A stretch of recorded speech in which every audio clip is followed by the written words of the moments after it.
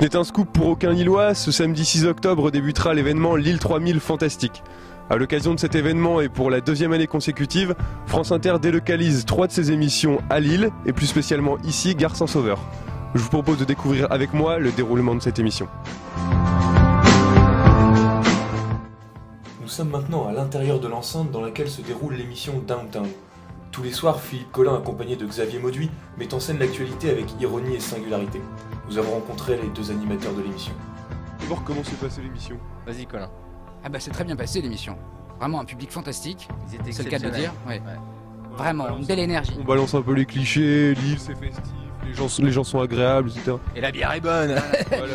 Oui mais c'est pas forcément des clichés, enfin voilà, on a un peu bourlingué et il y a des publics qui sont plus chaleureux que d'autres, donc c'est pas un cliché, c'est une vraie réalité. En 2 mots, vous pouviez vendre France Inter ou vendre votre émission parce que nous on est à l'Institut catholique de Lille et on écoute plus Europe 1. On écoute plus Europe 1 que France Inter, vous comprenez? France Inter c'est une radio de service public, donc de tous les publics. Voilà, et je pense que Inter transpire ça. Mais n'oublions pas que l'événement principal, c'est Lille 3000. Le fantastique voilà, les invités l'ont dit, c'est aussi s'émanciper du réel et c'est s'oublier soi dans des choses comme au cinéma d'ailleurs quand on... C'est rêvé hein. Voilà, on s'oublie soi-même et je pense que voilà, c'est une manifestation qui a l'air géniale pour ça aussi. C'est que tout d'un coup, on montre que la vie peut être différente, ça casse les repères, les codes. Philippe Collin recevait pour l'occasion le célèbre chef d'orchestre Jean-Claude Cazetsu, venu nous présenter sa réinterprétation d'un grand classique. Une idée de ce que ça peut être un boléro de Ravel façon fantastique?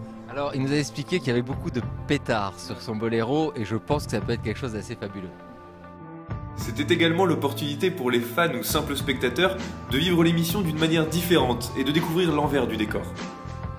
C'est super impressionnant à voir en vrai, surtout dans un lieu comme la Gare Saint-Sauveur, mais c'était un peu court quand même. En plus, c'est une émission qui est très décalée et ça fait plaisir de voir que la culture, elle a encore un espace à la radio et c'est un plaisir qu'il soit à Lille et qu'on puisse participer à l'émission.